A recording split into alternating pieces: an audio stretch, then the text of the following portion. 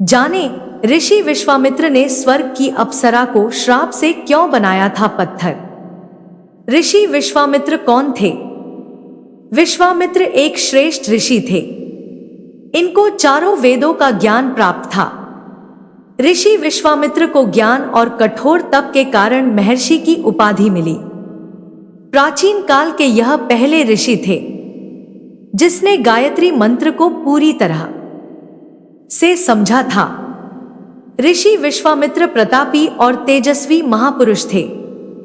आज हम इस लेख में जानेंगे ऋषि विश्वामित्र की तपस्या का रहस्य। रंभा कौन थी? क्यों विश्वामित्र की तपस्या भंग करने आई रंभा? क्यों करना चाहती थी रंभा ऋषि विश्वामित्र की तपस्या भंग? स्वर्गलोक की अप्सरा। पौराणिक कथाओं के अनुसार स्वर्गलोक में कई अप्सरा रहती थी जो स्वर्गलोक की शोभा बढ़ाती थी। इंद्र इन अप्सराओं को महान ऋषियों की तपस्या को भंग करने के लिए धरती पर भेजते थे। यह अप्सराएं इंद्र का मनोरंजन करती थी। हम आपको ऐसी अप्सरा की कहानी बताएंगे जिसका नाम रंभा था। रंभा ने ऋषि विश्वामित्र की तपस्या भंग करने की कोशिश की थी। रंभा कौन थी? स्वर्गलोक की बेहद खूबसूरत अप्सरा रंभा को माना जाता था। रंभा अपनी कामुक अदाओं के कारण इंद्रलोक में प्रसिद्ध थी। प्राचीन कथाओं के अनुसार देवताओं और असुरों के बीच समुद्र मंथन हुआ था। उस समुद्र मंथन में अप्सरा रंभा की उत्पत्ति हुई थी। रंभा कुबेर के पुत्र नलकुबेर की पत्नी भी थी। कुबेर और रावण भाई थे। इस रिश्ते से रावण की बहू रंभा थी। पौराणिक कथाओं के अनुसार कहा जाता है एक बार रावण ने रंभा को गलत नजरों से देखा था।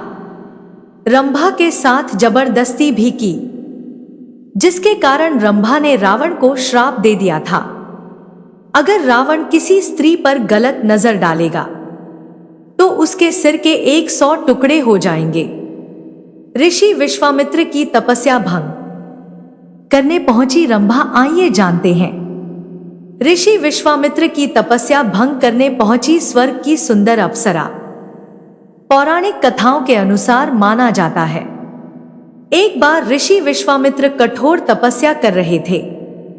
विश्वामित्र की तपस्या से इंद्रदेव भयभीत हो गए थे।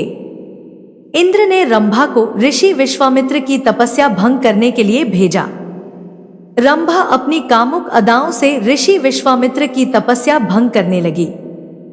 थोड़े समय में विश्वामित्र की तपस्या भंग हो गई।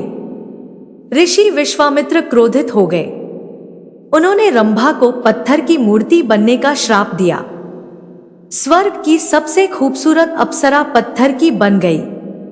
कहा जाता है मूर्ति बनने के पश्चात रंभा ने शिव पार्वती की आराधना करना आरंभ कर दिया। कई वर्षों तक आराधना करने के बाद शिव पार्वती खुश हुए। रंभा को श्राप से मुक्त कर दिया।